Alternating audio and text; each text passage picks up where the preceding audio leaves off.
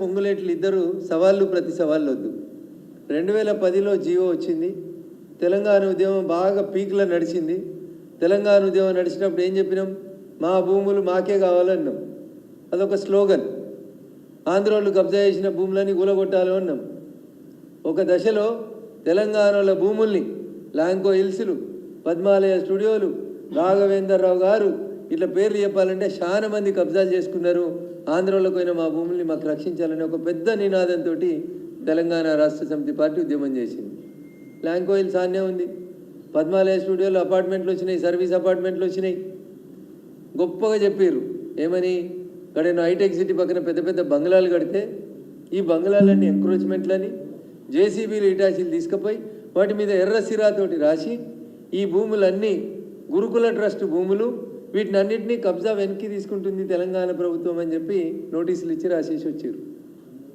నేను అడుగుతున్న కేటీఆర్ని, 2014లో తెలంగాణ ఏర్పాటు అయిన తర్వాత అప్పుడు ఆంధ్రప్రదేశ్ హైకోర్టు ఒక జడ్జిమెంట్ ఇచ్చింది. ఇంకా హైకోర్టు బైఫర్కేట్ కాలేదు. హైకోర్టు ఒక జడ్జిమెంట్ ఇచ్చింది. ఎన్ కన్వెన్షన్కి సంబంధించినటువంటి చెరువుని గుర్తించి దాని మీద మార్కింగ్ చేసి సర్వే చేసి ఆ ఆక్రమణని తొలగించమని చెప్పింది. బాగా చదువుకున్నారు కదా కేటీఆర్ గారు. సెల్ ఫోన్లోనే అంతా కనబడుతుంది కదా, మీకు గూగుల్ మ్యాప్లు కనబడతాయి కదా. 2014లో సాక్షాత్తు ఈ రాష్ట్ర సర్వోన్నత న్యాయస్థానం ఎన్ కన్వెన్షన్ను కూలగొట్టమని ఉత్తర్వులు ఇస్తే ఎందుకు ఇన్ని సంవత్సరాలు మీనమేషాలు లెక్కబెట్టారు? ఎందుకు వాళ్ళ కోడల్ని తీసుకొచ్చి తెలంగాణ చేనేతకి బ్రాండ్ అంబాసిడర్గా పెట్టుకున్నారు? దాని వెనకాల ఉన్నటువంటి అంతర్యమైంది. 2014 నుంచి 2024 దాకా చెరువుల కట్టిన ఎన్ కన్వెన్షన్ ఒక్కొక్క ఫంక్షన్ పేరిట వసూలు చేసినటువంటి డబ్బుల్ని ఇలా తెలంగాణ ఖజానాలో జమ చేపిస్తారా, చేపియరా? ఇలా రేవంత్ రెడ్డి గారు కూడా చెప్పాలి. ఒక్కొక్క ఫంక్షన్కి 50 లక్షలు, ₹1 కోటి తీసుకుంది ఎన్ కన్వెన్షన్. 10 సంవత్సరాలు 2014లో దాన్ని సర్వే చేసి తొలగించమని రాష్ట్ర సర్వోన్నత న్యాయస్థానం చెప్తే మున్సిపల్ అడ్మినిస్ట్రేటివ్ మినిస్టర్గా పనిచేసిన కేటీఆర్ గారు 10 సంవత్సరాలు ఎందుకు ఎన్ కన్వెన్షన్ని తొలగించలేదు? దాని వెనకాల ఉన్నటువంటి లాలూచి ఏందో చెప్పుకుంటారు. ఏదో పొంగులేటి సుధాకర్ రెడ్డి, వివేక్ వెంకటస్వామి, గుత్తా సుఖేందర్ రెడ్డి, ఏదో 10 పేర్లు చదివారు కేటీఆర్ గారు.